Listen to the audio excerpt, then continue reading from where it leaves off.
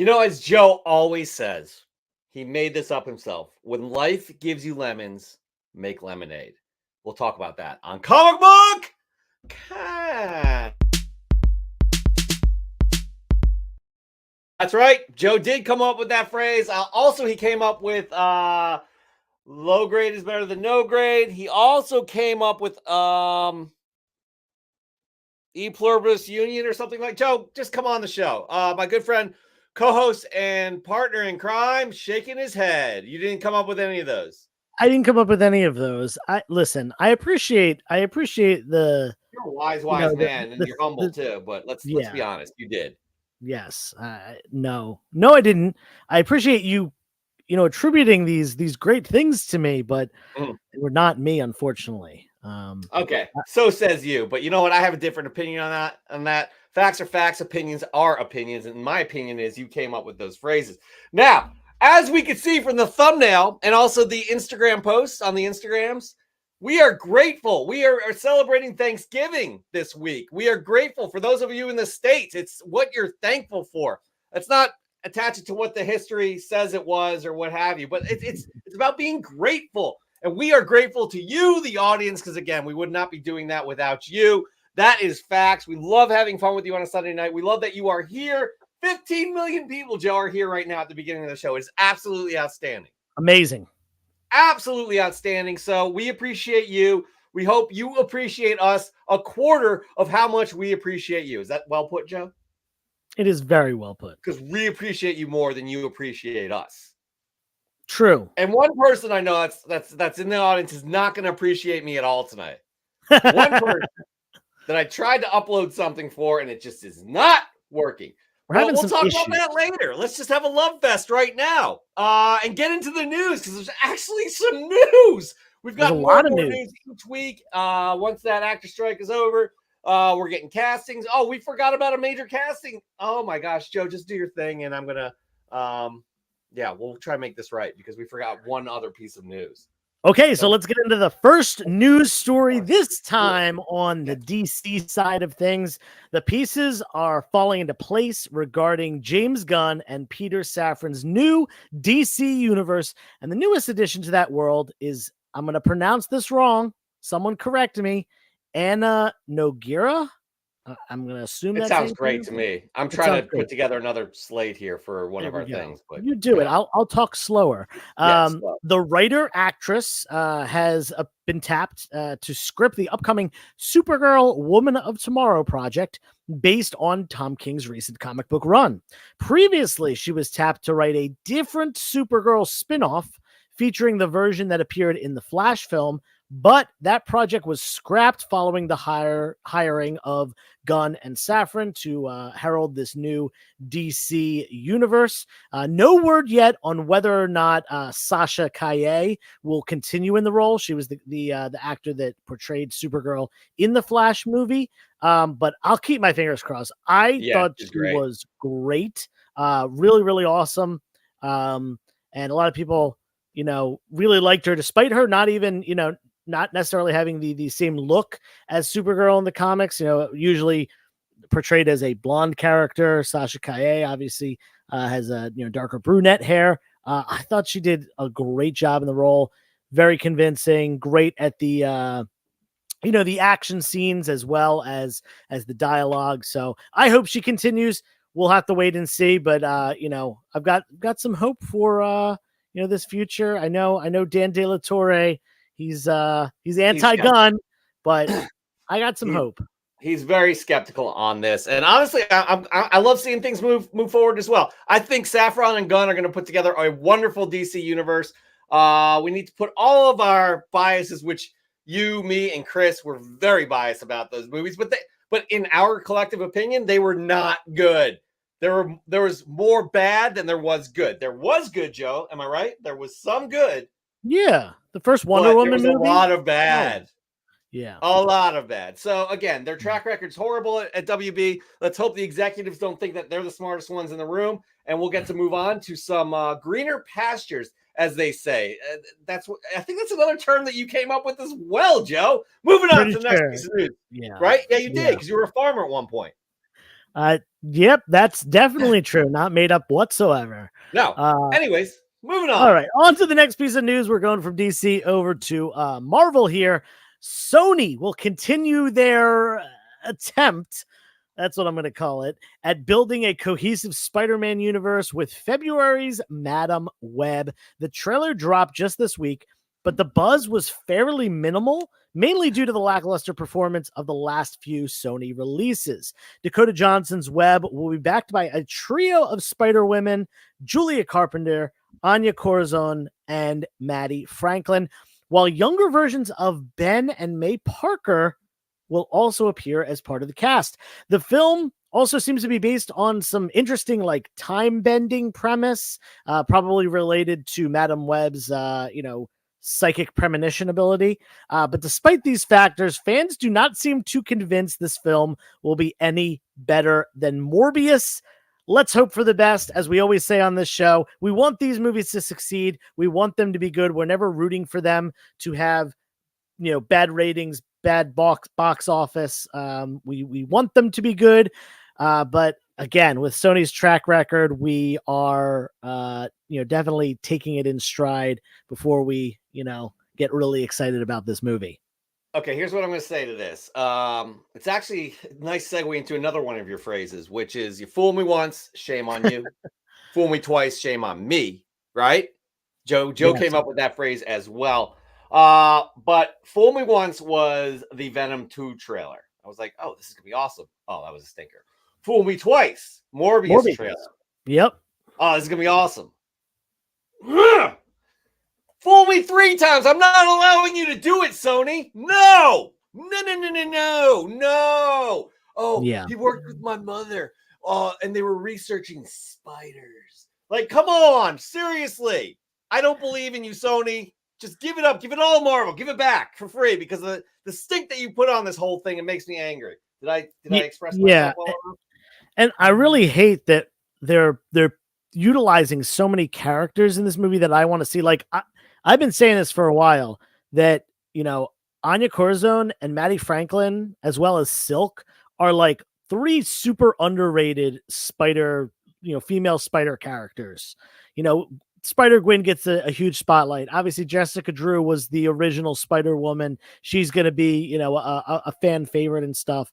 But yeah, 2 out of the 3 that I just mentioned are going to be in this movie. And I'm concerned that because of this movie, because it's being put out by Sony, if it doesn't do well, we won't be seeing those characters again for probably a long time. And they're really characters that I wanted to see expanded on in, the greater MCU at some point, hopefully. But I mean, who knows? They gotta wash the stink off of it. They can't just do it. You know what I mean? They just can't bring in another character that quickly. Jim has just got some zingers all night, by the way. All night. I love this. Yeah. Yeah, that's a good way. It's very, like, I don't even know how to explain it other than like mediocre. And it's not even that. You know what I mean? Like, Nuke's Comics is just like, I totally missed this trailer. Like, Sony's marketing team is just blowing it. Like, I don't even know when this thing comes out, but I am just like, again, February 14th, the day after my birthday. Oh, well, there you go. As you all know, Joe's birthday is February 13th. He will have another phrase that will be global by then. By the way, he is a marketing guru when it comes to life phrases. Yeah, I don't know, man. I just, again, I just get really frustrated when people think that, like, Kraven. Like, what the hell? Like, seriously, what is that going to be? Anyways, but yeah, Bronzeville, that's a great idea. You know what? Joe. No, yeah, there we go. You know what's interesting that I noticed, though? That we got, I understand the Kraven trailer was leaked, but we got the Kraven trailer way before we got the Madam Web trailer. Yeah. Madam Web's coming out in February. Kraven's not slated until the fall. Yeah, I know. Like, there is a big gap between those movies, and we got the Kraven trailer way sooner. I'm not sure what's up with that. I know, like I said, there was a leak, but still, it seems like a really unfortunate, probably reshoots. I don't know. I don't know what the deal is.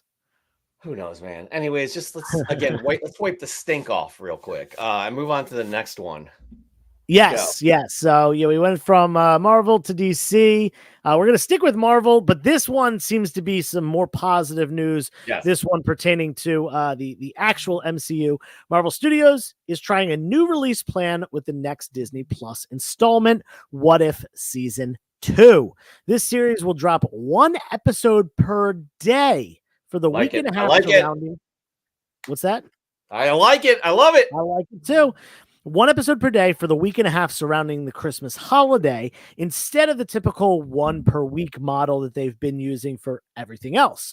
Along with this announcement, fans received a trailer for the season featuring a ton of Easter eggs for what's to come, plus appearances of a multiverse of major Marvel characters, ones that we've seen on the big screen, ones that we haven't, ones that are dead in the MCU. Obviously, this is alternate timeline stuff, so you can get, you can get some Thanos back, you can get Scarlet Witch back, and all those characters that we love to see. And I love that they're continuing to do these, because I really did enjoy the first season. But yeah, check out these standalone stories from an alternate timeline starting December 22nd. This makes me happy. I love the series. Weren't there a lot of people hating this series? I vaguely remember that when the first one, it was awesome. I didn't see, I don't think I saw any hate at all. Maybe there might have been some that I don't know what they wouldn't have liked. The animation style, maybe, because it's a little bit different. I don't know. Maybe I'm wrong here again. Yeah. If you remember correctly, this was in a time where there was not nearly as much MCU hate and discouragement. Right. Really, right. we were coming off.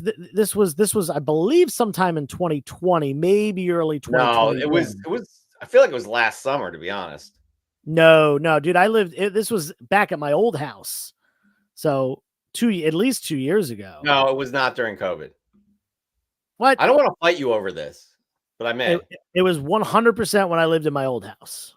Anyways, that's fine. But you got your dates wrong. I believe you on the house. Google that comment. Yeah, we can do that. But I'm excited about this. I'm because it's a little bit of a slow period for me during the holiday season. I have off from work. My work is gracious. They give us a full week off without, you're not taking your days off or anything like that.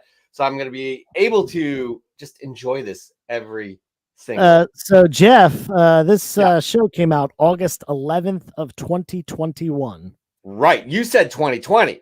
I said late 2020, maybe 2021. You said a year ago. What was the date? What was the date you said? August 11th, 2021. Pretty sure I meant 2021. So I'm right. That's funny because you said last year, which was 2022. Jeff, do we have to shut down the show? Yeah, I think, hey, everybody, it's getting a little bit awkward. We are very grateful for you. We love you. Psych, we're not going to shut down the show. I'm just going to kick Jeff off for a minute. Yeah, so I run the show now. I'm right. I was clearly right about the release date. I definitely said August 11th. That was the first thing I said, August 11th, 2021. I definitely didn't say anything about 2020. Jeff will try to brainwash you into thinking that he was right here. But anyway, let's bring him back on. Yeah, he brought himself back on. Honestly, okay. That's fair. I kind of deserve that. Anyways, moving on. I'm excited. You're excited.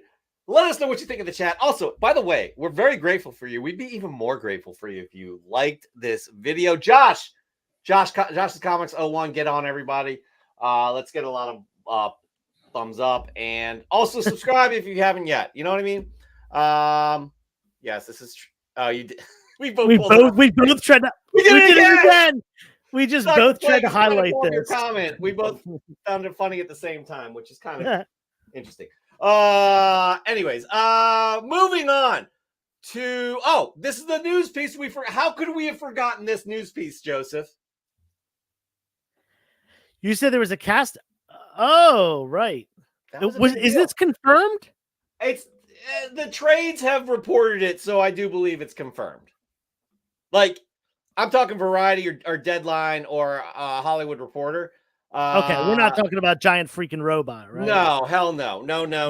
Nobody. There's not been an official release yet or or anything like that, but it's legit. It's happening. I mean, don't believe everything you read on the internet, of course. And there's 21 million people out there that are watching this show. We don't want to lie to you all, but I do believe it's facts. Josh says they're still in talks, and Josh is pretty up to date on the Josh the is very good. News. Josh is very good with that, by the way. So actually, he's our Hollywood insider. We should have him on sometime. Like at the end of a show when nobody wants to hear spoilers, and he's going to dish out all of the spoilers for everything. I'm going to leave it come out. Yeah, that are not coming out for another 10 years. Josh knows. So yeah. Let me look this up real quick though. Let me know, what do you think about the casting, Joseph? Personally, I don't like it. I would rather have a younger. He's 47. I was saying when the John Krasinski thing was going on and people were fan casting him, and then he appeared in Multiverse of Madness as the character, I was a little concerned that he was too old. He's only 44, a couple years younger, and he looks significantly younger than Pedro Pascal. So I don't necessarily like the fact that there is going to be an older Reed Richards, just because I'd rather have a character with longevity, an actor with longevity in the role. And, are we going to get this guy for 15 years in the MCU? Hey, why not, man? I have no problem with it. You're talking ageism right now.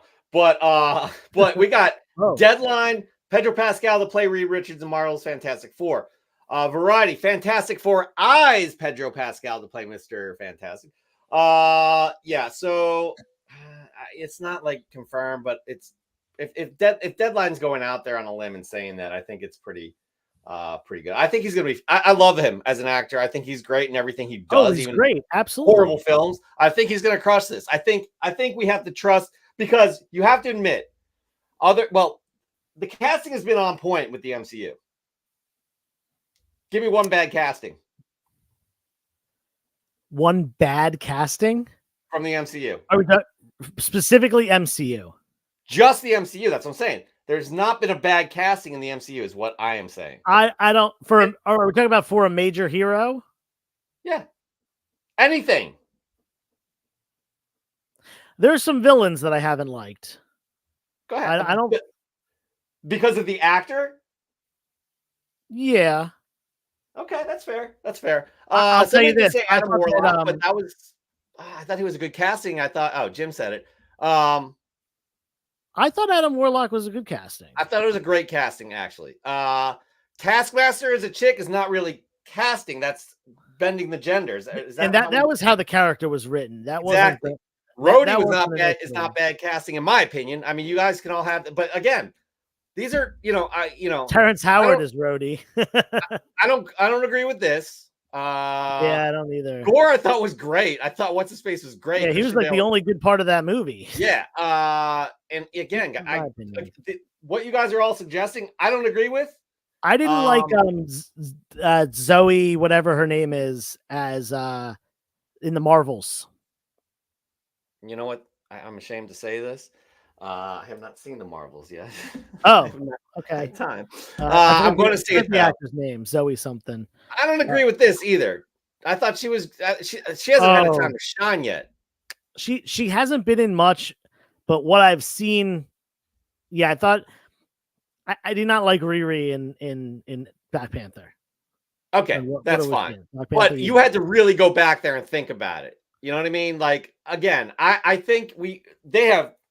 I'd say they're probably at a 90% clip of great casting. I'm saying great, and especially the main characters. We're naming villains and supporting characters. We're not saying Iron Man, Hulk, Black Widow. We're not saying those big names. It could be anybody. What we're saying. Anybody. Honestly, the worst casting out of the main major characters is probably Tom Holland, and he's still great as Spider-Man. There you go. So right there, you just said it. By the way, Delaware, shout out. What's up? Anyways, did you like that falsetto? It was something. It was a noise you made. Nice. Appreciate that. Anyways, Joe, I think that there wraps up the news. I'm happy with the Pedro Pascal casting. You're not? Go ahead. I was going to say, there's one more thing that I do want to say, because there was a rumor that kind of stemmed off from this about Mads Mikkelsen playing Dr. Doom, which is something that I fan cast over a decade ago. I've been saying it forever. Now, the problem I see with it now is that he is 57 years old, I think, pushing 60.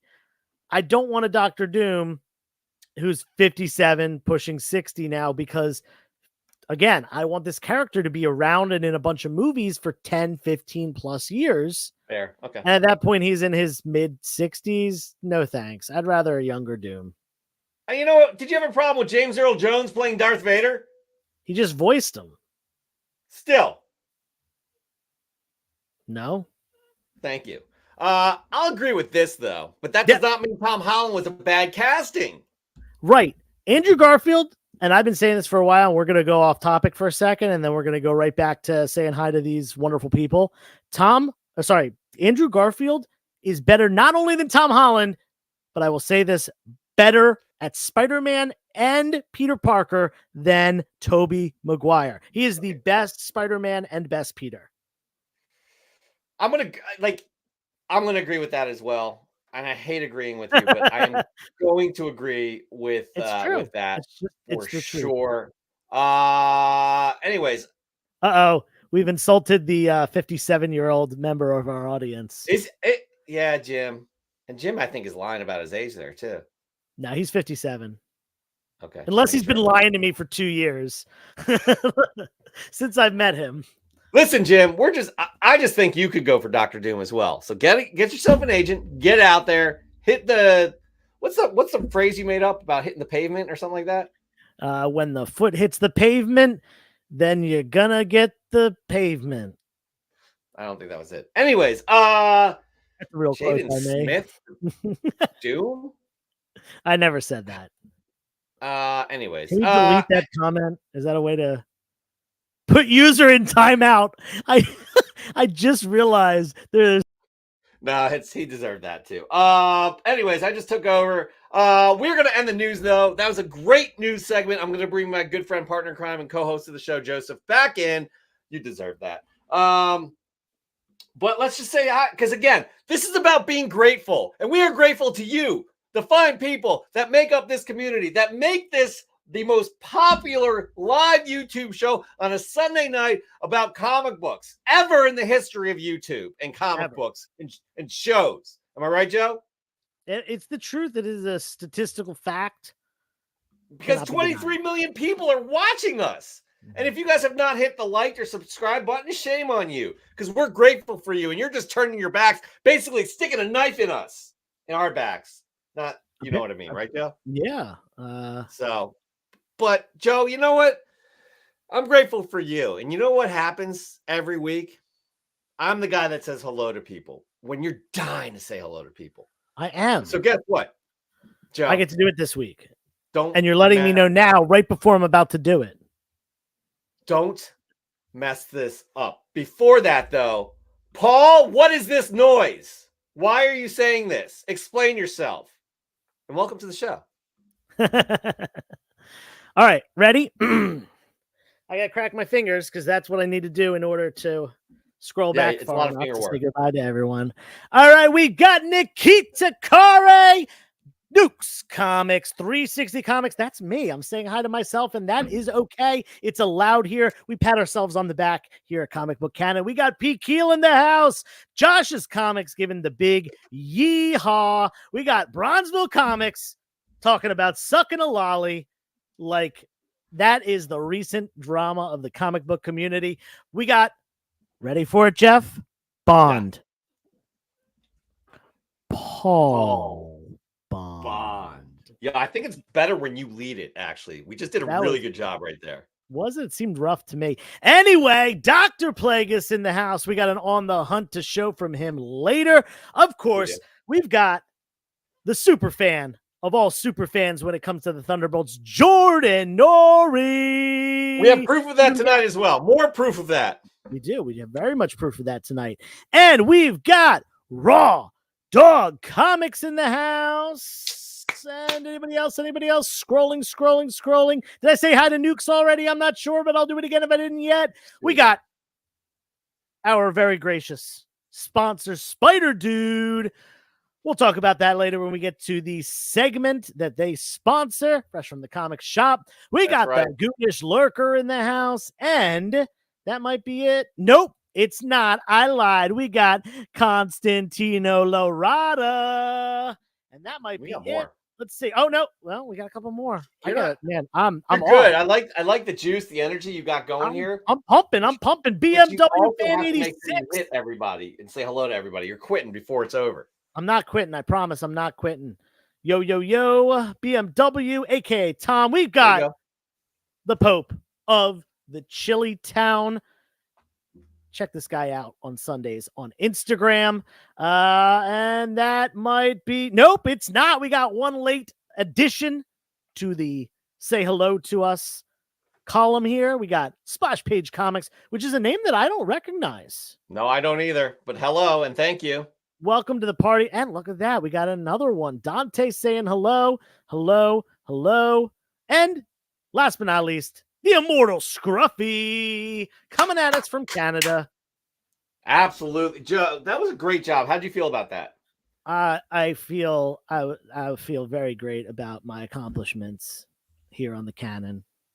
Yeah, you did a good job. So we forgot something else. We did forget Stephen Young as a Sentry wasn't talked about. Kirkman actually said that's a thing this week as well. We are terrible, guys. But you know what? Joe and I try our best, right? And we don't charge you any extra for trying even more harder. But we try our... yeah, Joe, get it out of your head. D&T Comics and Collectibles. Just want to say hey, because we're just going to keep it on. But we do try. And we missed some key news issues this week. We're usually on top of them heavily. But that being said, we have a segment called Ask Joe where you get to ask questions to Joe. It's that simple. But before that, we forgot to also introduce our correspondent of the show. And he's in my ear right now telling me how unhappy he is with you, Joe. So Chet, let us know what's going on here, please. Joe, I can't believe you didn't invite me to your garage sale this weekend. I was so offended. I'm your best friend and you just left me out. I had to sneak in to get a peek at some of those sweet comics. Check the tape, all right? This is my chance to snag some amazing comics for pennies on the dollar. Just be quiet, be sneaky, and don't let Joe see. Chet, is that you? Nope, not Chet. I'm Arnold Schwarzenegger. Chet up. Next time, please invite me. I would really appreciate it. Jerk. Oof. First of all, I have questions. Two questions for you, Joe. Are you in fact best friends with Chet? I would say that we are like moderate acquaintances at best. Okay. So that's hurtful, right? Yeah, I know, Chet. I know. Let me get through this. 2, did it hurt you? He called you a jerk. No. No, okay. I don't care. All right. What's that? Yep. No, we'll get to that later in the show. Anyways, we're going to move on. He's got some other things he wants to talk about as well. But again, we tease this segment that we do each and every week. And Joe, I don't see any questions for Ask Joe yet. I know we have to do our thing, but we can tell the people right now to put the questions in the chat for Ask Joe, and then I will answer those questions when we get to that. And we can roll the new comic book day of the week from chat before we do that. We'll give him a chance. Oh, do you have a question? Yeah, I think that that's a good plan. I totally forgot what I was going to say, and I'll just agree with you on that. Chet does have a cosplay segment, actually, that explains why he's dressed like that and sitting on a bridge in New York City. So we'll get to that in a moment. But first off, Joe, you ready? Are we doing? Well, I thought we were going to go to Chet's thing first and let people put the questions in. Then we're going to officially ask Joe. He's not ready, he said. Oh, he's not ready. Okay. Gotcha. All right. So anyways, ready? Hey, losers. It's your boy, Chet G-Pot, and I'm here to talk to you about my epic Spider-Man cosplay costume. Now, my first attempt at making a Spider-Man costume was pretty lame. As you can see here, I tried to do an eyes wide shut meets long sleeve baseball t-shirt thing, but it looks like I was just wearing a costume from a bad porno. That being said, the ladies love it, and I'm keeping it on for now. Moving on, I tried face paint, but my sweaty face made me look like I was melting. I felt disgusting. who would take this seriously. And finally, I tried a plastic mask, but I felt like I was trick-or-treating with a costume from the 1970s. This thing looked like I picked it up at the 99-cent store. It was embarrassing.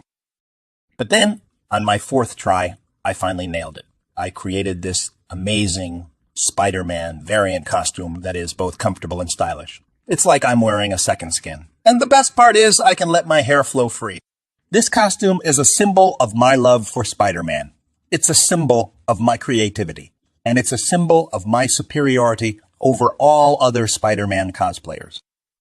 If you're ever at a comic book convention and you see me, be sure to come up and say hello. I'll be happy to sign autographs and take pictures. But if you're wearing a Spider-Man costume, prepare to be humiliated. Because there's only one true Spider-Man cosplayer, and that's me. Shit out.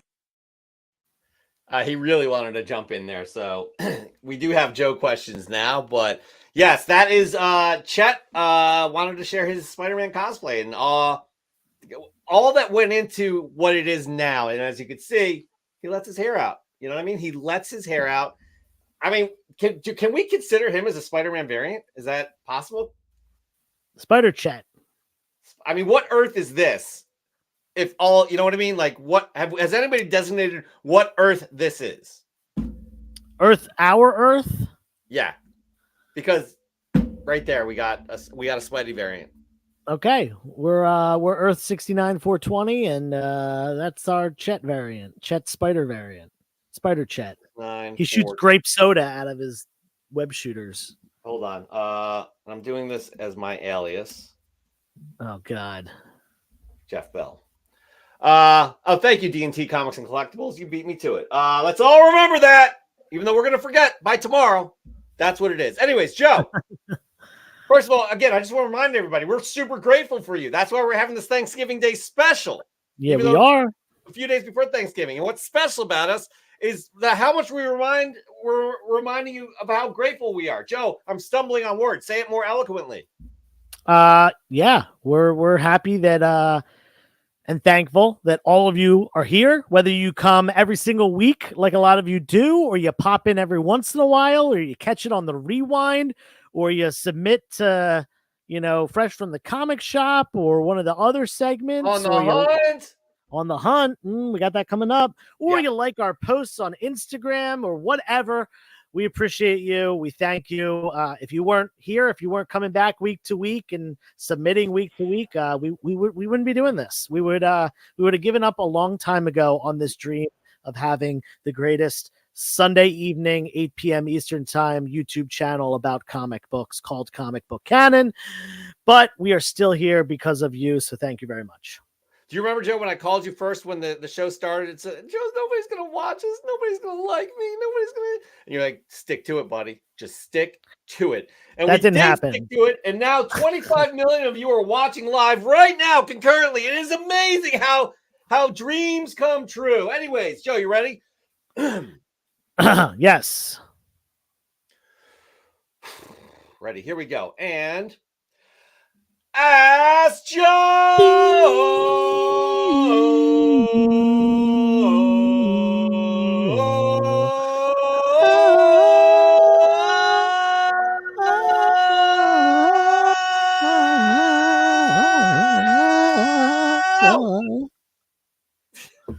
That was really good. That really took a lot out of me. We're not going to charge extra for that either, people. Not at all. We never do. When we give it more than our all, when we dig deep and just lay it all out there, do we charge extra for that, Joe? We don't charge extra for anything. What you all deserve. So please like and subscribe if you haven't already. All right. We have a lot of Joe questions that we have not. Oh, look at you. You did. Okay, great. We started them already. I start them. Let's get started on them. We got a bunch of them today. Let's get through them. Just read it. Just go for it. Read it. Get more oxygen in there. Get some more oxygen flowing because that did take a lot out of us. Do you see a market, Joe? Asked Joe. Do you see a market in the near future for e-readers sold by one of the big three comic book companies, possibly with a year subscription to their digital platforms? Would you buy? So I mean, I have an iPad. So like I could read digitally on there. So I probably wouldn't buy like a second e-reader sort of thing. just because I have something like that already. But I mean, it's very true that things have been moving digital. More people are reading digitally. I think there's always going to be a market for floppies as well as trades. But yeah, I think that the e-reader and just digital formats will expand. But just because of the comic book industry as a collectible, as a place, a community that wants to go out to the shops and talk with the shop owners and the other customers and stuff, I don't think there'll ever not be a market for physical copies, whether it be floppies or trades. But yeah, I mean, I can totally see there being expanded market for digital. Okay, as we all know, it's Ask Joe, and Jeff sometimes answers as well. We have we do have a hashtag for that, but I can't remember what it is. I don't know if I'm in like the minority with this, but like I love buying physical copies. I love bagging and boarding them, and I love reading them on digital. Sure, there you go. Everything works. That weird? I don't know. No, you want the physical collectability, but you also want a more convenient way to read without damaging the book. If it does become a respectable key at some point. Not that a lot of modern books will, but nonetheless, some of them will. There are some exceptions where I do really just like getting into the book. I don't do it all the time. It's mostly with Marvel, to be honest, but like, yeah, that's what I do. And again, I would not buy a specific what I think this question is from Nukes is, would you buy a specific e-reader that's sold by one of the companies, but they give you a year subscription? No way. I would never do that. I have an iPad as well. I love my iPad, and I do have the digital subscriptions for the iPad, so it works out great. But anyways, yeah, moving on. Joseph, whatever question you'd like. Let's do this one next. Go for it. Ask Joe, what was your favorite comic pickup of the year from Josh's Comics?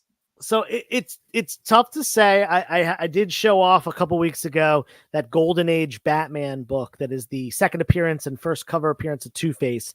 And that one was instantly one that popped into my mind. But also this one right here. This was an upgrade to the personal collection. I actually have it right next to me right now. This is my personal collection copy of Giant Size X-Men #1.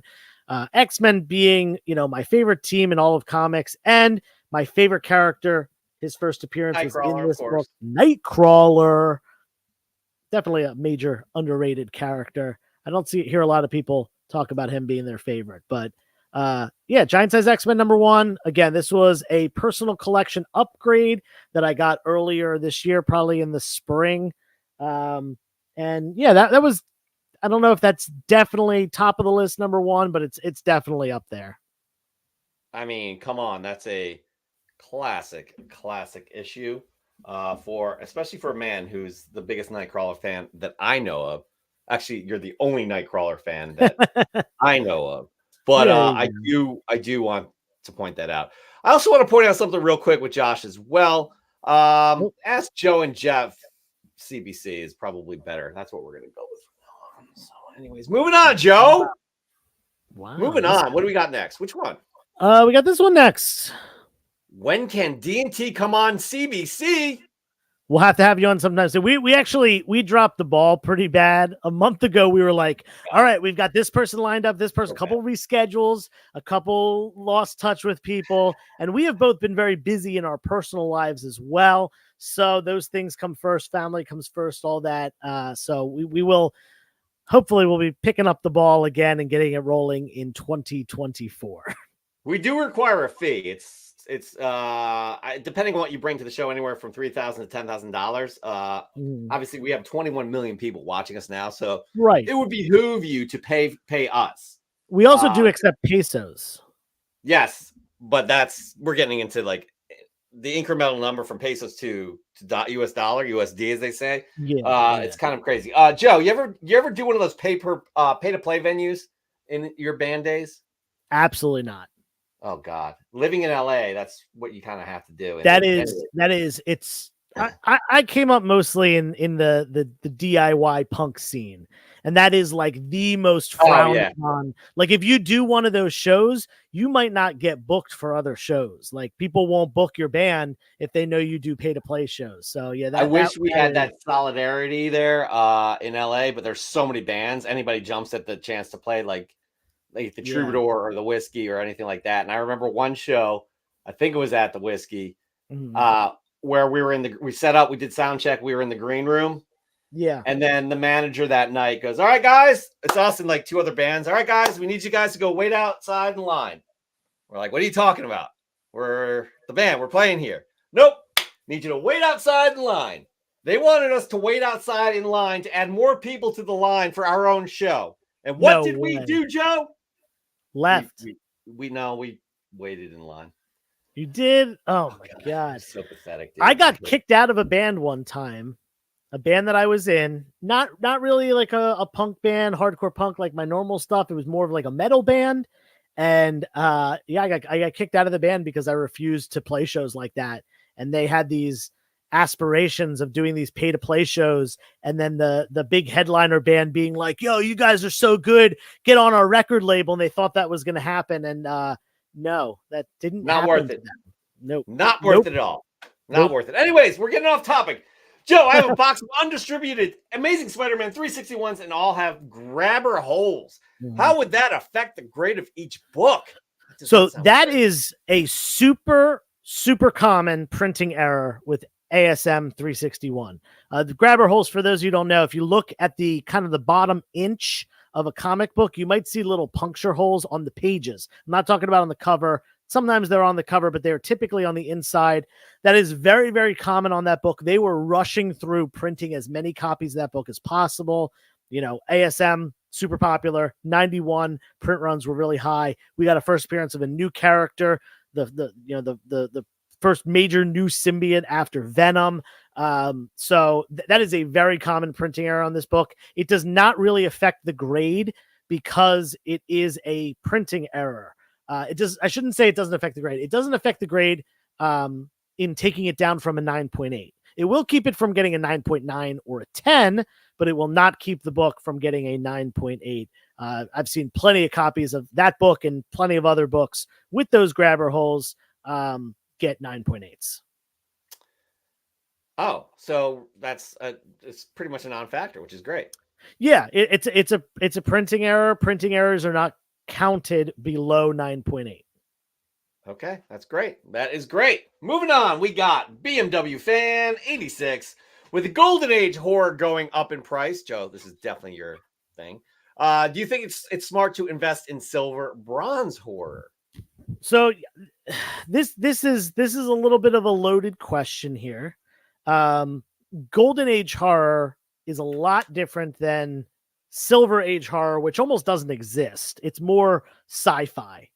There is a little bit of horror, but it's mostly like monsters, not, monsters and sci-fi stuff, like giant monsters. There's no actual horror. It's more like almost kaiju kind of stuff. Just because the Comics Code Authority kind of squashed all the stuff that normally would be horror. But then, Bronze Age horror did come back. Golden Age horror is so scarce. Not only is it older, harder to find and higher grade, so on and so forth, but a lot of that stuff was thrown out, destroyed, burned during those comic burnings in the 1950s. Whereas bronze horror, fairly common. Look at the census counts for, major Bronze Age keys versus major Golden Age keys. And we're talking with major Golden Age keys, sometimes dozens to maybe a couple hundred, where Bronze Age keys, there's thousands and thousands. So you always got to remember supply, demand. So when there's a bigger supply, it takes much more of a demand. Now, the great thing about Bronze Age and the little bit of Silver Age horror that there is that it is typically significantly more affordable than the Golden Age horror. And for that, it gives people kind of a jumping in point. If someone can't afford to pay $200 for a, Vault of Horror book that they want, or, Tales from the Crypt, a couple $100 for even a low grade one, maybe they'll go with collecting Tomb of Dracula or, House of Secrets, House of Mystery, something like that. So people are always going to want it. I don't think it's going to have as big of an impact on pricing as, the rare and scarce Golden Age books. That's good advice right there. This is great too. Buy for the cover and reading and not the investment on Bronze Age horror. Paul. Yeah. I mean, here's the thing. Comics are realistically, and just collectibles in general, they're not very good investments. They can be. They totally can be, and they sometimes are. I shouldn't say not good investments. I should say it is an pretty unpredictable market. Think about the last 2 years, the crazy, crazy heights of COVID, the massive downfall since. If you are buying to invest, I mean, don't take this as financial advice, but to me, it seems like to pick up the major keys would be the best option. But yeah, I mean, that their value sprouts up all over the place depending on what gets popular. And if Bronze Age hard gets more and more popular for some reason, kind of like as a more affordable version of Golden Age horror, then yeah, I can see the prices going up. They certainly have in the last couple of years. So you're telling me that my investment in Super Pro number 1, NFL Super Pro number 1, probably will not pan out like a Fantastic Four 48 or something like that. Yeah, I would think that Super Pro number 1 will probably always be a dollar bin book. I found this on the web for tell me that my investment in Super Pro. Siri's talking about your investments? Yeah, I don't know how that came to be, but I mean, it was the first appearance of Super Pro. So you're going to tell me that has nothing, right? That has no merit, that has no value to anybody. None whatsoever. Get out of here. All right, moving on. Have we answered all of the questions, Joe? No way. I don't I love this question. I love because this is relevant. Something came up this week, I do believe. Yes. Opinion on slabbed Grail pages. Okay, By the way, so I think it was Action Comics number 1. I think maybe the first page sold for $52,000 or something like that. Page 1, yeah, wasn't it 70 something thousand? Maybe it was 50 something, but not either way. Yeah. Listen, pages are cool. Unfortunately, what is happening is people that can't afford the big book, AF-15, Batman 1, Detective 27, in this case, Action 1. A lot of those people that can't afford a full copy are buying the pages. Unfortunately, what is happening is the price of individual pages being sold off is outweighing the price of a low grade, incomplete book, and sometimes in some cases, a complete book in low grade. So what's happening is people are seeing that they are destroying comic books. They are actually taking the pages out of these complete or near complete comic books and selling them off as individual pages because they are getting, say on average $1,000 a page for something versus the complete book, being $15,000, $20,000. While there's more than 20 pages in the book, they're going to get more money. I don't like it because it's destroying comic books. That's just ass. I mean, money's going to dictate what people do, but Jesus, man, that is just terrible. Now, that's not always the case. Obviously, there are situations where someone finds a page of something. Sure, of course. Or it's so mangled that it's fallen apart already. I'm not saying that everyone that's selling one of those is destroying comic books. Don't get me wrong. No. Yeah. We as the buyers, we as the market need to dictate that those are worth less than that fraction of the book. Because if we continue to show people that they can pull apart a comic book and sell it for more than they could individually, then we are basically adding to destroying comic books. So for that reason, I do not buy pages. I would, as much as I would love to own a page from like Batman 1 or, AF-15 until I'm able to get that book someday. I just can't bring myself to do it because of knowing that market and the rise in prices of those individual pages is causing books to get destroyed that would not otherwise be destroyed. It's just terrible. That's terrible. It makes me sad. It makes me sad. Exactly. That's the only way to put it. But that's a great question right there. It's a very good one. Yes. One follow-up question: D&T Comics and Collectibles. So can we come on CBC or we'll get back to you? I mean, we'll get back to you. We have a few other people that we've been trying to schedule in, but we'll get back to you. Is that right, Joe? Yeah, we're a little behind. We have a couple people who we we're way behind. Yeah. It's gonna be. Oh, by the way, well, first of all, we're just grateful for you all. Again, I'm just reminding them, Joe, again. So we'll be even more grateful if you like and subscribe if you haven't done that already. Oh yeah, do it. You know. So, forgot this one. Splash Page Comics. Read the question to me. Oh, ask Joe, oldest book in collection. So the oldest comic book. Boss me around, man. I don't appreciate it. Listen, man. Listen. Jeff left the show. All right, that's my show now, so I get to do this. Comic book canon is mine now. Comic book canon, it's time now. All right, I can't do this by myself. We need you, Jeff. We need you. I just started singing. That's how I don't know how to handle this by myself. Go. Okay, so anyway, to answer the question, the oldest book in my collection, I have a Detective Comics 22, 5 issues before Batman. He premiered in issue 27. I have Detective 22. It is the second appearance and first cover appearance of Crimson Avenger. Didn't you show that on one of your fresh gets? I think so. Maybe. Yeah, you did. It is also really cool history here.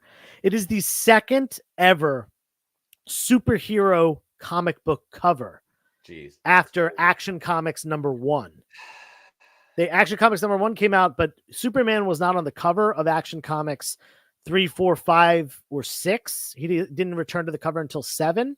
And this Detective 22 came out before that. So this is it was December 1938 was the year. So what does that make it? 85 years old at this point. Wow.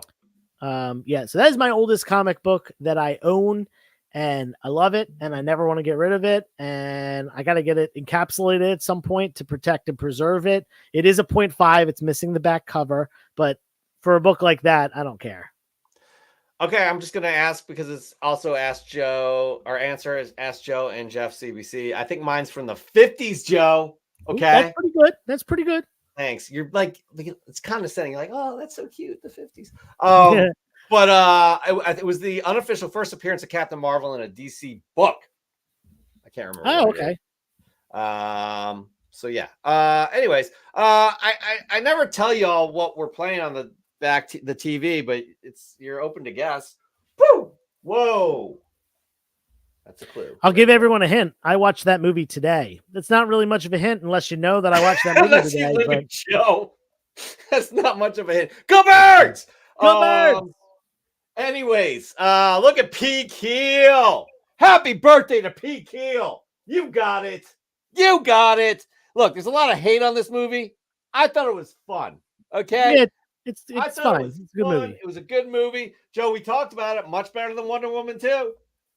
Yeah, I mean, that's not saying much, but yeah, I enjoyed the movie. It wasn't, I'm not going to rewatch it anytime soon, maybe ever, but I wasn't, I didn't feel like I wasted an hour and a half. I'd watch it with my daughter. She may get scared at some parts, but yeah. Pretty decent is a good way to put this, I have to say. Sure. So let us all know what you think in the chat, but well done, P. Keel. Good noticing D&T Comics. Good noticing on there. All right, that there ends this segment. Not officially yet, though, right, Joe? Not until we do this. Ask Joe!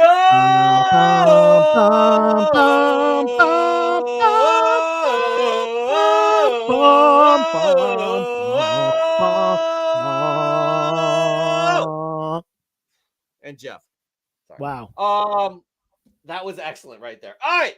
We're going to move on to a new segment, or not a new segment, the next segment, which is New Comic Book Day picks from Chet himself. Let us know if you agree, or if you're going to pick any of these books up. Go for it. All right, Chet, roll it. Listen up, losers. It's your boy, Chet G-Pot, and I'm back with another week of new Comic Book Day picks. This week, I've got 3 books that you're going to love. If you don't love them, then you're clearly an idiot. First up, we have Wolverine 39 from Marvel Comics. This book is going to be insane. Wolverine and Black Panther are going to team up to take on Orcus, and it's going to be epic. If you're a fan of either of these characters, or just good comics in general, you need to pick up this issue. Next, we have Wonder Woman 3 from DC Comics. This book is going to be the best Wonder Woman story in years. The lasso of lies' true power is revealed, and it's going to change everything you thought you knew about Wonder Woman. Plus, the return of Trinity, Wonder Woman's daughter, makes her backup story debut in the first of many awe-inspiring adventures from the future. Finally, we have Grit and Gears, War Between Dames, one from Image Comics. This book is going to be full of action, adventure, and steampunk awesomeness. Rosie May is left to pick up the pieces of the clandestine nation automatons after the Battle of Steam City, and she's going to need to lock, load, and get ready for war. So, there you have it. My 3 new Comic Book Day picks for this week. Go out and pick them up, or you're missing out on the best comics of the week. Chet out! All right, Chet. Good work, man. After he saved us from Johnny Galactico last week, he's really become like family, hasn't he? I mean, he kind of was standing outside my house creeping until Josh noticed him and then ran away when confronted instead of like just coming to talk to me like a normal person. So honestly, I don't know. I don't know about that. Okay, well, you are best friends with him according to him. That's according to him, yeah. Now, Frost Behemoth, you have another name. I don't remember what it is, but my local comic shop guy was raving about Wonder Woman 3 today. I can't wait. You're going to be waiting a really long time for that Wonder Woman 3 with Gal Gadot because she's not reprising. No, dude, the comic that Chet just talked about. Oh. Literally. Hey, listen to me. I've had a really long week, everybody, but that's embarrassing as hell. So appreciate you putting me back on course. I'm interested too. Trinity, I'm liking these new kind of, all right, people hate on Spider-Boy. Joe and I are interested in figuring out where this guy's from. That's what's intriguing me about this. Thank you, Frost Behemoth. I'll admit when I'm wrong, and I was wrong, and I'm glad to know that your LCS guy is excited about this. Is Frost Behemoth the new name? I don't think we've ever seen that in here. No. So welcome to the show, Frost Behemoth. No, I think no, because Frost Behemoth has a fresh from the comic shop, fresh get. Okay, never mind. Maybe I'm wrong. Jeff is checked out. If you only knew the truth, I have not checked out, actually. It's a lot of work to put this show together on top of all the shit that we deal with on a daily life. Joe and I have a lot of stuff going on. Not together. I mean, this is always a pleasure. And I'm grateful for you, Joe. And I'm not complaining, but Shoujo Robo. I told you. Thank you. Oh. Thank you. I'm still not sure that I recognize that name, but I believe you. Shoujo Robo is a friend of, correct me if I'm wrong, Frost Behemoth, but you are a friend of Goonish Lurker. Oh, okay. I do believe. And you post here and there on Fresh from the Comic Shop. I do believe that's the case. Yeah, I hope this is not the case. So, no. All right. But before we get to Fresh from the Comic Shop, we have another segment that we do, and we have 2 entries, and we're only going to show one. Joe, do you remember when I started off at the show saying one person that's in the audience today is not going to be happy with me? That person is Josh's Comics 01. That's right, Josh. I could not upload your On the Hunts video. But we'll talk later. I swear to you, Joe was witnessing me trying to. He was trying so hard, Josh. He couldn't, for some reason, couldn't get it to work. Maybe it's how you're formatting it. I don't know, but we'll talk about it. We'll have a little sidebar. Sidebar. That's what they say in the legal community, isn't it, Joe? Yeah. Why are you asking me? I don't know. You were a lawyer at one point, I'm pretty sure. I listen, my undergrad is in Joe, tell me you were never a lawyer, right? Oh you were never a young lawyer aspiring to be the head of partner at some big shot law firm. Tell me that's not the truth. Yo, it's funny because that's my like corporate headshot for work, but that was actually taken at a wedding that I was at. Oh my God. You are just get some professional headshot stuff. AI can do this for you now. God, Joe. Here's the deal. I had something to say. What is the format? I like this question. Who asked that? Oh, Nukes Comics. What is the format for On the Hunt? Before we tell you that, we're gonna just show you this cool little thing that we On the Hunt. Right, Joe? That's like should be like a flute. I don't know. We'll figure this out. Anyways, we need to play Andre 3000's new flute album over it. We are going to show you what the template is for On the Hunt. No bullshit here. I mean, Dr. Plagueis has got it down. I don't know how easy it is for him, but this is how you do On the Hunt. Joe, tell me if I'm wrong. It is. And he just dropped it in the chat right here. He makes it in Reels. That's Instagram Reels, and then downloads it before uploading it to Instagram. There's a little download button. It's a little arrow pointing down. You can download a reel before you. So the concept of On the Hunt is we want to see you out there in the wild on the hunt, finding your books. Make it entertaining. Give it some pizzazz, but you can't be using like Outkast as the music, right? You can't do that. We're gonna get kicked off the YouTubes. Now, Dr. Plagueis, he and I were going back and forth on the music he used here. So if we get kicked off, it's been a great night, guys. It really has. I don't know who this band is or what have you. It sounds great. You got to have some music, though. Some music. There is some rights-free music out there, but give it some pizzazz, some graphics. Have fun with it.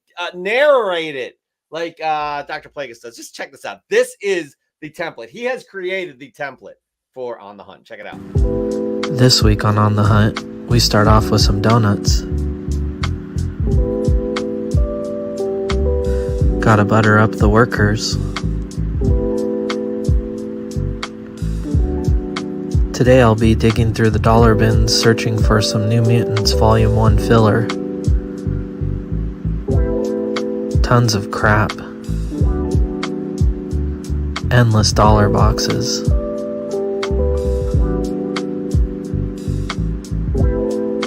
Coming home with a stack.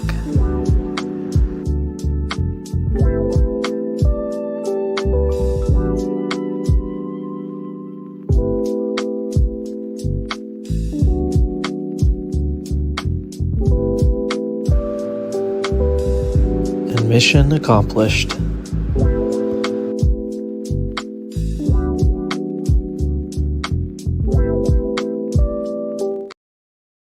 Yeah, that was great, man. I love that. Very nice. Very nice. Now, I have a question for Dr. Plagueis. Did I see $4 on that X-Men Annual 14 first? That was my question too. Yes, please $4, confirm, Dr. right? Plagueis. $4. Good work on that. Like if that's the case, I love what Frost Behemoth says here. Low 5 beats for chill. Like it was a great groove. That's why I did not want to, because he gave an option without music, and I was like, no, we got to just take the chance and do this. So we make sure it's not copyrighted. Yeah. Again, we cannot, like, you're not going to be able to play Pink Floyd or something like that, or it's just not going to work. Wow. Newsstand for $4. For $4. Listen, I'll tell you this. I sold one in my claim sale last night, a high grade newsstand copy of that for, I think I had it priced at $50. So if you paid $4 for it, you did all right. I'm pretty sure Dr. Plagueis knows what he got. And he did all right. So that's On the Hunt. And literally, like, Joe came up with this concept, and we had a few people, I think we had a few entries, or maybe we did it, but then Dr. Plagueis gave it, like, this is only Dr. Plagueis' second entry. And it's just, we're like, Joe and I were like, this is what it is. This is what it's about right here. If you remember, I came up with it mid-show because we were talking about Fresh from the Comic Shop, and Dr. Plagueis said, can we submit a video? And I kind of was like, what if we did have an audience submission video thing, just like we do pictures?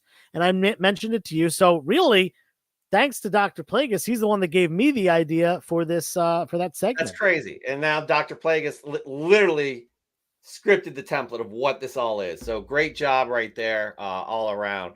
And so Joe, that was it. That was fun. Josh, I'm very sorry. I know you worked hard at that, but it just did not work. And I know it's 2 weeks old at this point.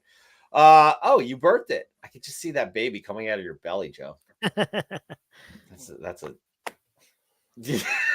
That's a look. Anyways, all right, we are moving on to the final segment of the night. Can you believe that our Thanksgiving Day comic book canon is almost over? We're ending it on a high note, as we always do with this segment that we do, that we show off things. And just, Joe, this introduction is getting old. I'm gonna have to just I'm tired of it, Joe. Are you tired of it?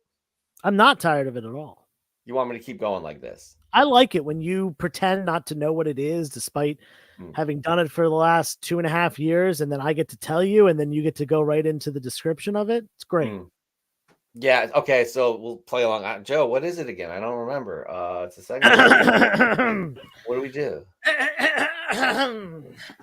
It's called Fresh from the Comic Shop.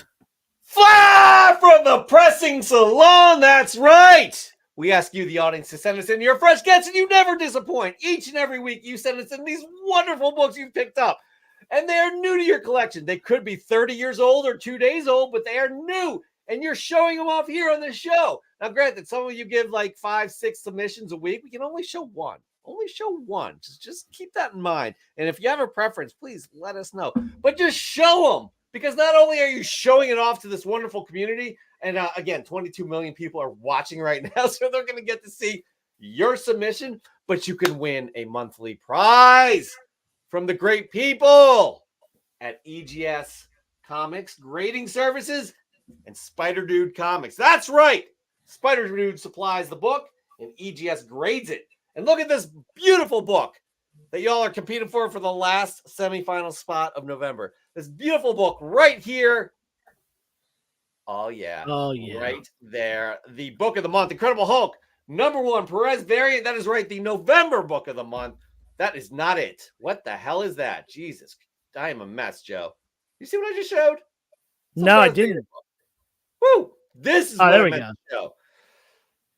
Incredible Hulk #1, the Perez variant from Spider Dude Comics and EGS. Look at that beautiful slab, Joe. Look at that custom design on top right there with the green 9.8. The Hulk logo, or the Hulk image in the middle. It is just gorgeous right there. But that's what you get with EGS Comics. Not only that, you can get 5% off if you use the code CANON5. Save 5% off your EGS order. Optional custom labels. I'm telling you, Tony is amazing at producing these custom labels. You don't see that with any other grading service. Free grader's notes and fast turnaround times. And we also have to say, we love the case. We love their proprietary case. It is, to me, it feels better in the hand than a CGC or CBCS. That's an opinion. That's an opinion. So, anyways, we look for 3 things in submitting. 3 things. And the first is presentation. How well composed is this shot? Get creative. Have fun with it. Think outside the box. People like Raising Up a great job. Josh's Comics 01. My God, the past few weeks has been stepping it up. Use your creativity. Get artistic with this whole thing. Have it tie into the book.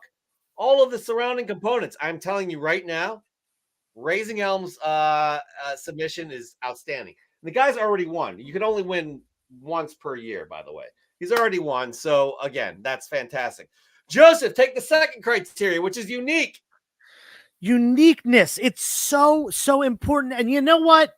A lot of people get kind of confused here. They think that, oh, my book has to be, I don't know, let's say $30,000 for it to be just unique. Off the top of your head, $30,000. Off the top of my head, $30,000. But no, that is in fact not true. It does not need to be $30,000. It could be 30 cents for all we care. Just make it something unique. Maybe something we haven't seen before. Maybe an indie comic or something very old or something that's a little bit more of a niche collectible. Maybe it has to do with a television show or a movie. And, it's not really in the mainstream comic book world.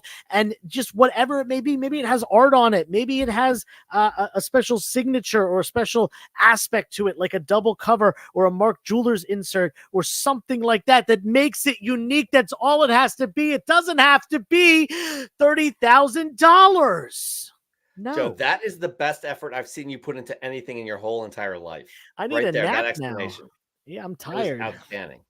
And finally, tug at our heartstrings, right? Tug at our heartstrings. Let us know what this book means to you. That's right. Let's just say you just got out of college and you got a job at like the license plate pressing factory, right? And you were working long hours, doing like double shifts, but you get to take your break and you'd read your comic books, right? By your license plate pressing machine or something like that. And then all of a sudden, next thing you know, you're sleeping on top of the pressing machine. The book is in the presser, not the comic book presser, the license plate presser. And you lift it up, and it's got to be a Hulk 181, right, Joe? Yeah, probably. And all of a sudden, it's got a Pennsylvania plate of like 837 AGTV. Listen, Pennsylvania starts with 3 letters and then 4 numbers. You got it wrong. It's not a PA plate. Whatever. You see what I'm saying here? That book is destroyed, and it was your favorite comic book. You bring every day in your break, but you fell asleep and went in the license plate presser. But you know what? You got another job. You got more income, and you got that book back. You got it back. It was your favorite book in your collection. You got it back in your collection right there. That's a story. Pull at our heartstrings. Let us know what this book means to you. Those are the 3 criteria right there on Comic Book Cannons. Fresh from the comic shop, sponsored by EGS Comics and Spider Dude Comics. Joe, we are giving it our all for this one. Please like and subscribe. We need those people to like and subscribe. Anyway, moving on. We're just gonna get into it, Joe. Right? I mean, we're deep into it, but yeah, we are rushing it right now. We're just gonna get into submissions. First up is Nori Jordan. This guy. I told myself that 42 copies of Thunderbolts #1 was enough, but something was available that I never thought I would see. One of the hardest books to find is a Thunderbolts #1 CGC 9.8 second print. Due to a tragedy and kindness, I was able to get one of the only 2 signature series 9.8 signed by Mark Bagley.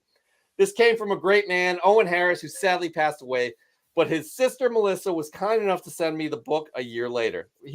Nori told us the story like I think a few months ago. I'm glad to know he has it in his collection now. I'm proud of this book, but I always wondered who had that second copy. Well, the answer to that question is now me. I never thought this book would become available, but I was lucky and won it in an eBay auction. God, the rich get richer, Joe. Now I'm the only person with the CGC 9.8 of this book signed by Mark Bagley. I also now have 4 of the 17 9.8s on the census. Take care, everyone. So I wanted Jordan to win that book so bad that I said, whatever your highest number that you'll bid up is, add $20 to it and I will contribute $20. Fortunately, he got it for way under what he was willing to go up to. Yeah, which was awesome for him. So congrats. But I wanted him to have it so bad. I was like, you know what?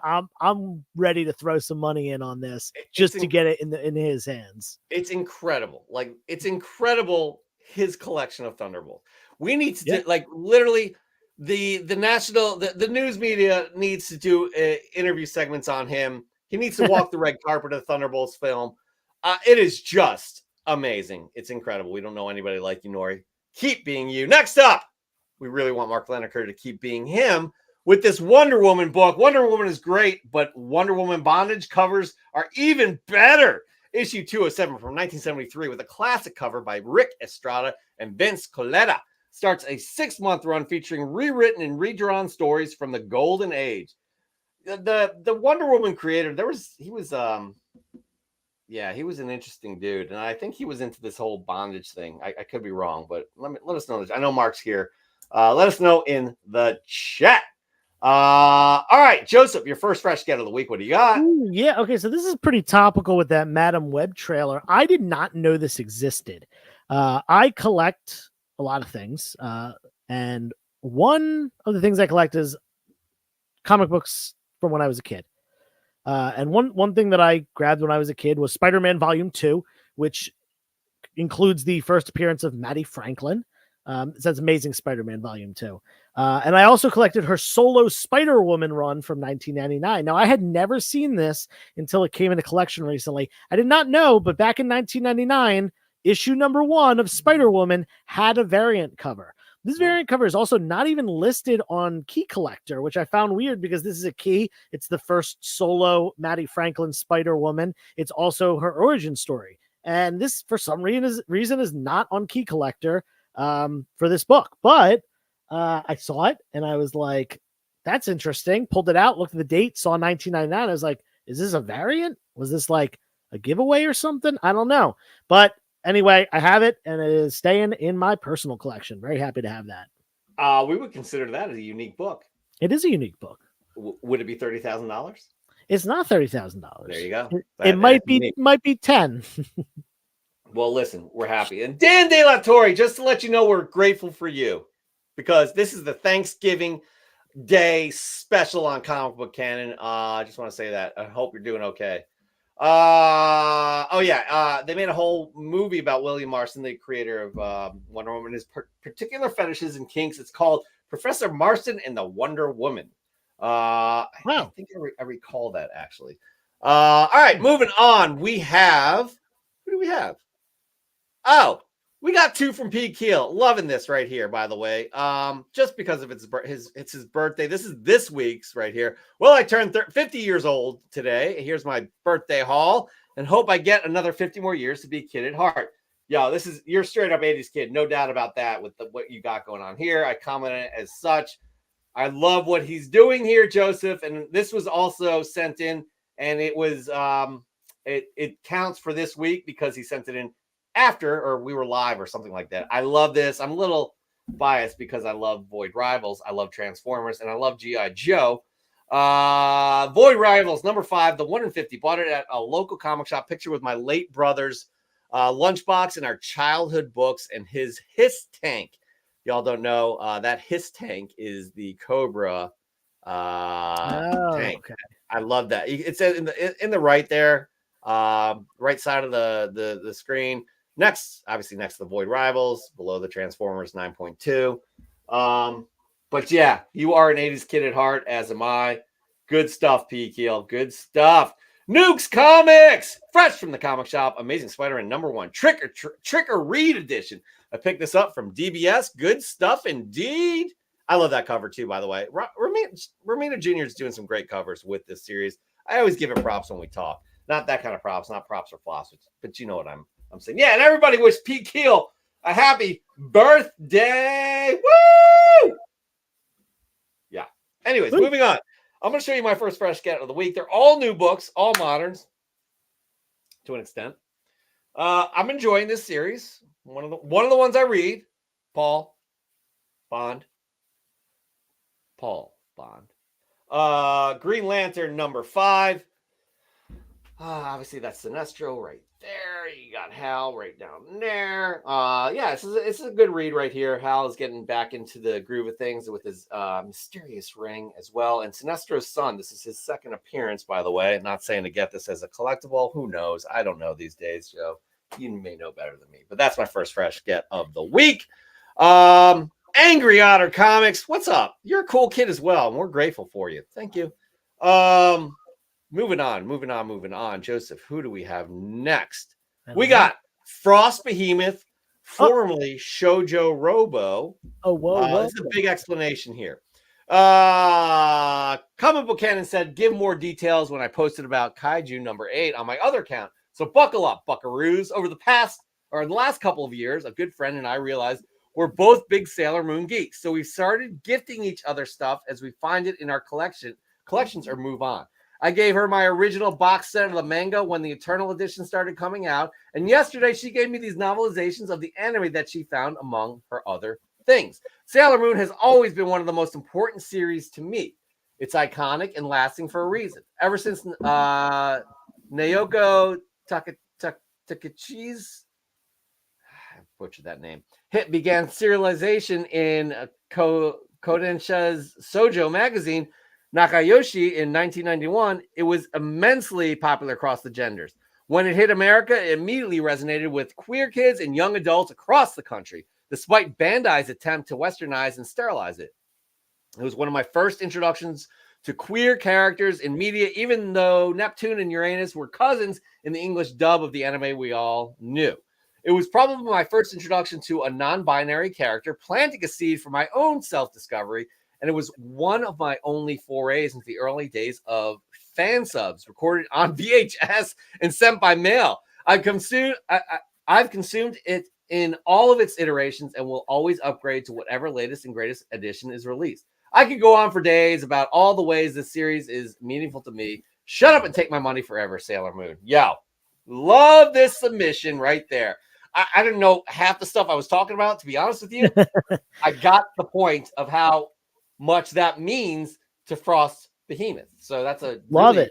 And I grew up on Sailor Moon, when they were playing. I think it was it Cartoon Network, early morning Cartoon Network. They had like Dragon Ball Z and Sailor Moon and Gundam and stuff like that. I think that was like the early morning, like before school. Like I'd get up and I'd be eating breakfast before school, watching those anime shows, those kind of like entry level anime shows. I never really dove into anime, but I watched DBZ and Gundam and Sailor Moon. And yeah, still to this day, Sailor Moon. Let me just tell you, Sailor Mercury. Yeah, I'd leave my wife for her. Yeah, I hope she's sleeping right now. No, she's not. I do know of Sailor Moon, nowhere near as much as you or Frost Behemoth, but I think that was a great submission right there because it shows what it means to you. Another great submission, and I teased this at the top. It's Raising Elm again, and Joe, this guy, it's like he's already won, right? You need to let me show my next book after you show this. That's what I was planning on doing. You're not okay. Perfect. That was amazing. Then you're great. I was great at going everything. To do that. Okay, cool. God, you just ruined the whole flow of the show. Now it's specific. It's specific to Raising guys. Elm. It's been a great night. Thank you for joining us in Comic Book. Anyways, no, but seriously, Justin, aka Raising Elm, can half-ass it. He's already won, but he still continues to top his other submissions. This one is no exception right here. Look at this. It's like an ode to the cover of this comic book. That's what we're talking about. That's what we're talking about right here is to, again, get creative with your shots. I can't stress it enough. And if you don't understand this picture, you'll just never get it. But I have faith in everybody here. I believe in you. Howdy, Comics fan. My recent addition to the PC is this minty fresh copy of Donatello Teenage Mutant Ninja Turtles Micro Series, issue number 1, the 1986 version. I've loved every iteration of this story about Donnie meeting an artist, aptly named Kirby, who uses a magic crystal to bring his drawings to life. I'm talking about the Random House copy we all probably read as a kid, and the Teenage Mutant Ninja Turtles 2003 animated episode of the same story. It's actually quite fitting that this book arrived when it did. You see, I just left my current job for a few days ago to begin my career in information technology, and this book arrived on my last day. Just like Donatello, I will go forth and do machines. I'm grateful for this opportunity and new path in life, and all the people who have supported me through the years, my wife, our son, our family, and friends. The holidays will soon be upon us, so if you're going to be on the road or in the air, please stay safe. Much love, Comic Fam. I am thankful for you all, too. We're super thankful for you, Justin, and everything that you submit. My God, this is one of the best submissions ever on Fresh. Yeah, seriously, that's super cool. And all those one shots, all those TMNT one shots that were specific around a character. Like obviously the Raphael one gets a lot of love because it's first Casey Jones, but this one is really, really cool. I own all of them in my personal collection and have read all of them, and this one is definitely the best one. So I'd love to see it. And again, the submission itself too. It's just absolutely it matches. It literally that's what the cover looks like. It's kind of expanded. Love that. That's so cool. Have fun doing your machines, and we're definitely going to be staying in touch with you as we always do, Justin. All right, Joseph, your next fresh get. What do you got? Yeah, so this actually, it's funny because I only pulled these out because of a post that I believe Justin made, Raising Elm Comics. I believe it was him. If it wasn't him, please correct me. The chat or Jeff, if you remember, but these were in a collection that I bought this week. And like I said, I only knew what this was because of Justin submitting this book. This is Cowboys of Moo Mesa, 1, 2, and 3 issue limited series based on the ABC show from I guess the early 1990s. What was this? 1993. Again, I do not have any recollection of this show. I still can't place it or anything like that. But because someone on the show posted about this book. It was Justin. Okay. I pulled him out and I was like, oh, this is cool. This is something that I remember from comic book canon. And this is totally proof that, you know, no one in this comic book community knows everything. No one, you know, has all the knowledge. We're all learning from each other constantly, whether it's, you know, Justin posting about this book or Mark Leneker talking about, you know, random Golden Age trivia and things like that. We're all learning from each other and we're all becoming a stronger community from that. And I love that. And I'm thankful for that. That's really cool. Again, how, you know, just like how this community works. That's a perfect example of that. Very cool that because you would have just passed those by had it not been for Justin's submission. They would be sitting in my dollar bin, but now I have this 3-issue thing that I can, you know, read and maybe pass on to someone else who wants it. Yeah. Totally. It's, cool. you know, again, I don't know anything about that show either, but somebody may have an affinity for that show growing up in the early 90s as a kid. So right. Great stuff. I love hearing that. Yeah, we're going to move on though. Who do we have? Oh, we got good friend of the show. I'm just kissing up to him right now. Josh's Comics 01, Miss Marvel number 5, origin of Miss Marvel, specifically the creation of her costume. One of my favorite picks up of the year. Wow. And he picks up a lot of books, so that's good to hear. I love this cover and its significance for Miss Marvel, and I am looking forward to seeing her in future movies and shows in the MCU. Here's this week's Fresh from the Comic Shop. Josh, this is a great submission right here. You did it again. Well done. Yeah, that's a great book. And I just love how the show, again, this is promotion before the show. I love how they just took this imagery right here. And again, right off the pages. So fantastic work right there. Moving on, we have Marvel Man 616 Comics. Right here. Fantastic Four, number 13, featuring an absolute fire cover. Doom. This has got to be Alex Ross right here. Very cool imagery of him riding his Dino variant. I don't know, but I haven't read this book. I don't know if anybody in the chat has. Give us a hint as to what's going on here. I'm going to give you my second fresh get of the week if you're okay with that, Joe. I'll allow it. Thank you, sir. Appreciate that. This is another series, Paul Bond. That I read. Current modern series, accusing me of not reading books. How dare he? Geiger Ground Zero. This is getting more into the origin of our character. I love this. Jeff Johns, I think he's a great writer, but I like Gary Frank's art even more, Joseph. How do you feel about that? Yeah, so I picked up the first 6 issues, the first volume of Geiger when it was coming out 2 years ago. Mm-hmm. And I really liked it. But unfortunately, like I just had to cut down my reading list at that time. So that was one of my cuts. Like I said, I really enjoyed it. I thought it was probably one of the most underrated books that was coming out at that time. Wasn't talked about too much. I mean, it got picked up too, apparently. Cool. We'll see what happens. Yeah. I mean, this was like maybe a year ago. But yeah, man, I really enjoyed reading the series. Gary Frank, his art is... I love it. Love it. Love it. Love it.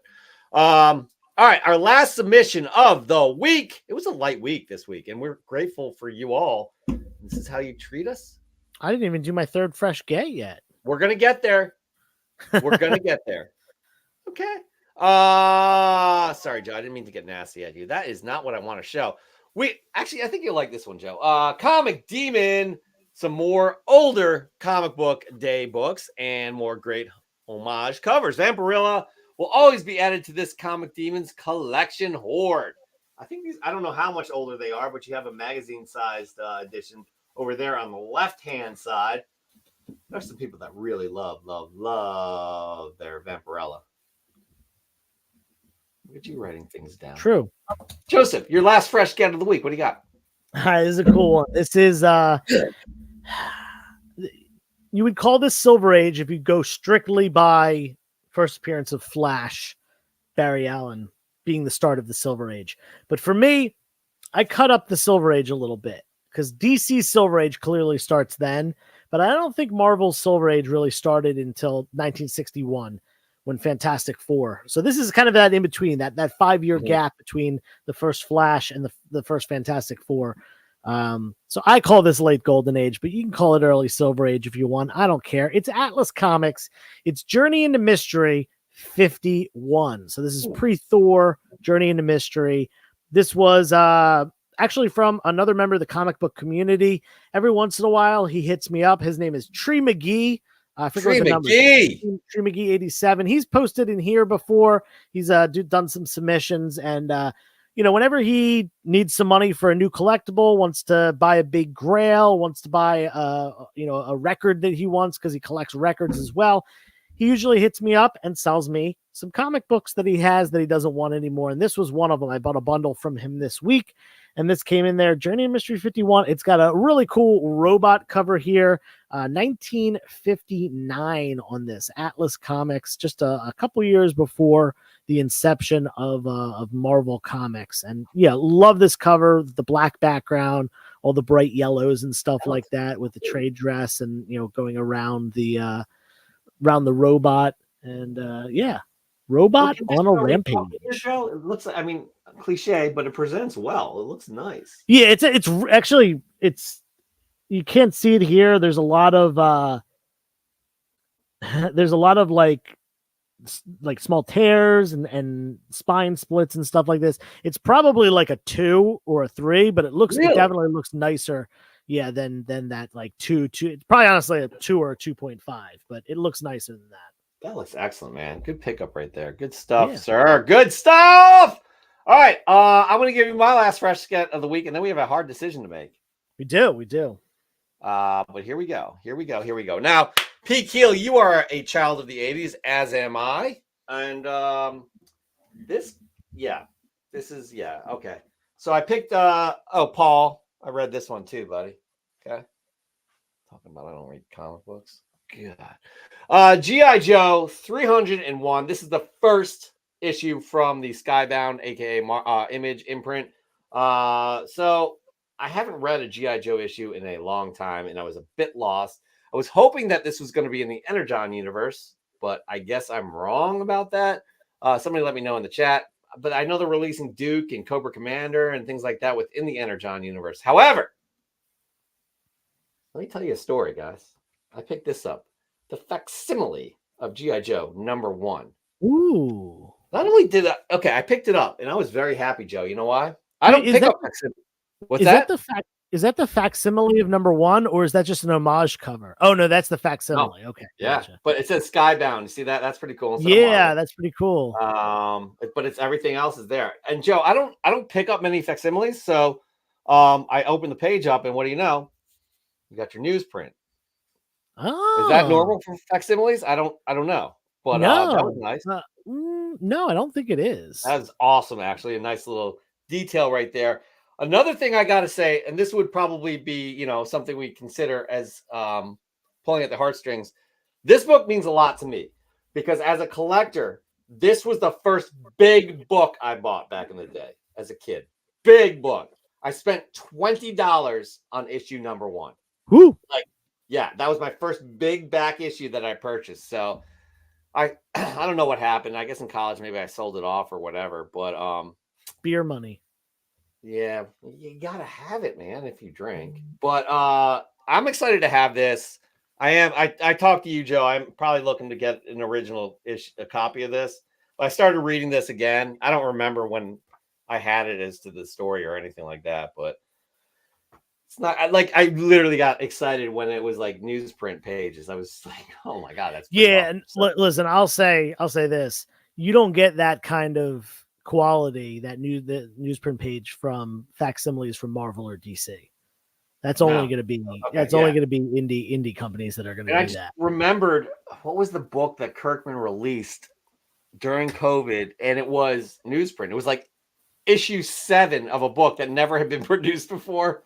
I got to look that up, but somebody in the chat, I know somebody knows that answer. Anyways, but yeah, we have a decision to make. Yeah. So I had a couple that stuck out to me. Yeah, me too, for sure. I unbelievable. Like, seriously, Justin, you did it again. You're not eligible to win, but just, I mean, come on. Yeah, Like, not come on. eligible. Same with Josh is not eligible, but really Josh great. had another great submission right there. Yep. Love it. For I'll tell you this. sure. So here's the ones that stuck out to me. Dan's available if we need them. Okay, there we go. So Frost Behemoth stuck out to me. The Sailor Moon.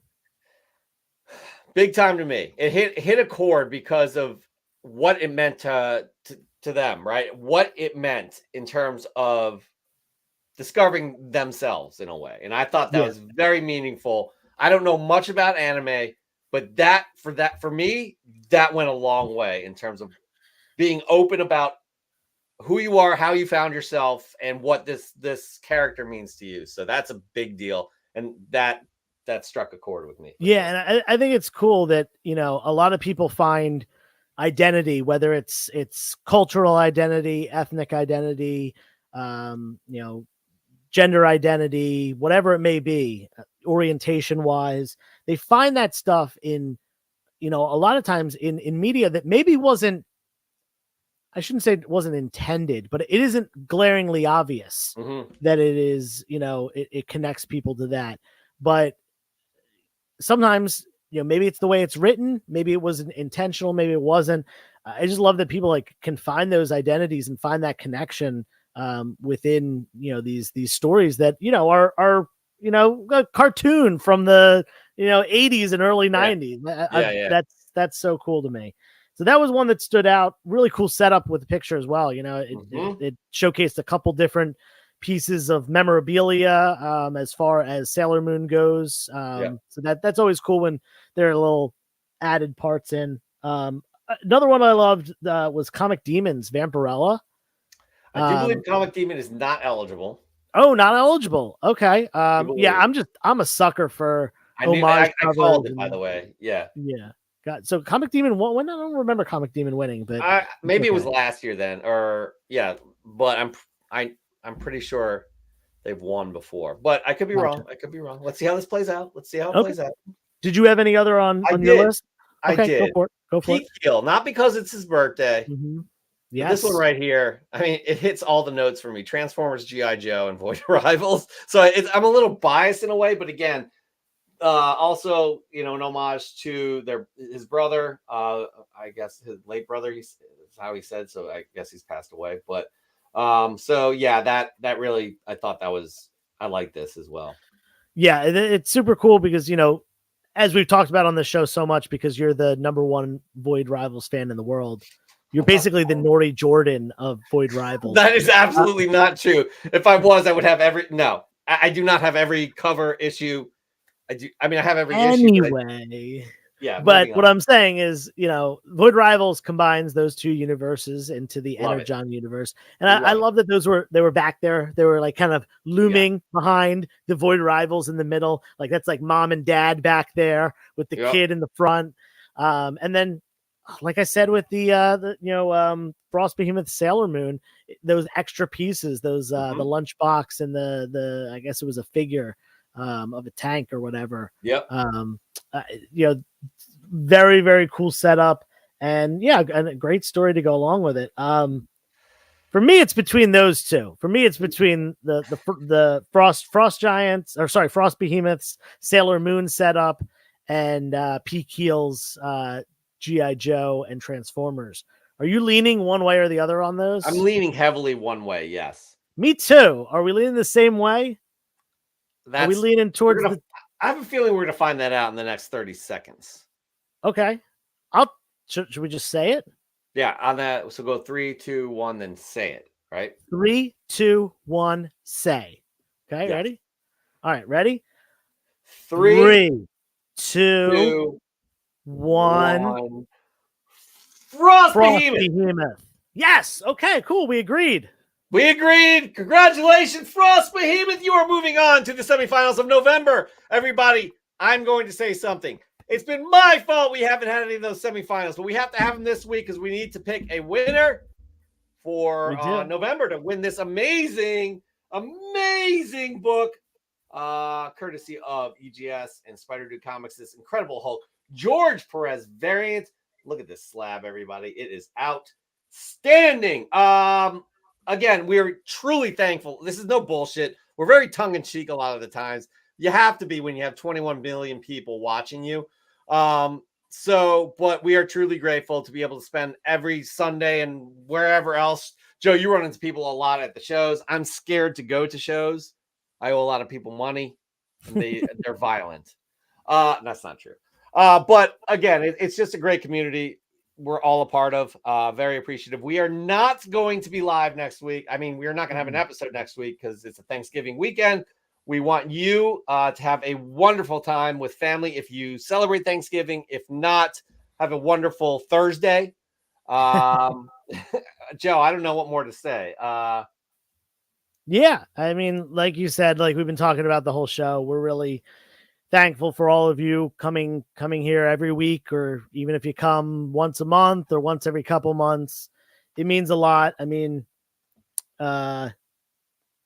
Jet, I'll share a little something. My one of my dogs was diagnosed with a neurological condition about 6 months ago, and she was given 6 months to live, and she's coming to the end this week. Unfortunately, we're gonna be putting her down on Tuesday. She's pretty much unable to get around without our help anymore. Jeff asked if I wanted to cancel the show this week, and I said, no, let's do it. Let's do it. You know, I love being here every Sunday. It is, as Jeff has said many times, it's kind of like our therapy, coming and just talking with you and hanging out with the community. So yeah, I'm thankful for this little, hour and a half long break from reality for a little bit. And, the next week is going to be rough, and it's also going to be, a nice time with family and friends and a little break from work. And, we'll take next weekend off the cannon, and we'll be back in December. Yes, we will. Again, Joe, I'm sure most of us know having a pet and going what you're through. So again, we're all here for you, and thinking about you and your family. And I've met your dogs. They're sweet, sweet animals, even though they fought over a squirrel one time, I think. Or it was a rabbit. Rabbit, yeah. But dogs will be dogs. But yeah. Anyways, yeah, we're here for you. Specifically, you know how to reach me. And again, guys, every week, love coming here, hanging out, talking comic books, and actually life in general is what we do, right? So yeah. Anyways, we'll be back. I don't know what the day is on a Sunday in December, but it's the December 3rd. December 3rd is the first. How do you know that? Because it is my my Friendsgiving day. Me and my friends, our friend group gets together for kind of a day of Thanksgiving food and board games and stuff. But people have kids in the group, so I will be home by 8:00 for Comic Book Canon. Okay. Good to know. All right. That's about it, everybody. Please keep in touch with us on the Instagrams or on the, I don't know. I'm off. I'm done with Twitter, by the way. Not that I ever push my Twitter out there or what have you, but I'm done. I'm not going to get into why I kept it. It was good to have some news here and there, but it's turned into a shit show, especially from the owner. But that's neither here nor there. Whatever. I don't know why I'm getting into this, but yeah, hit us up on the Instagrams. And you all, again, have a safe Thanksgiving. Have a healthy, happy Thanksgiving. And again, be good to yourselves. Please be good to others. And we will see you on December the 3rd. Peace.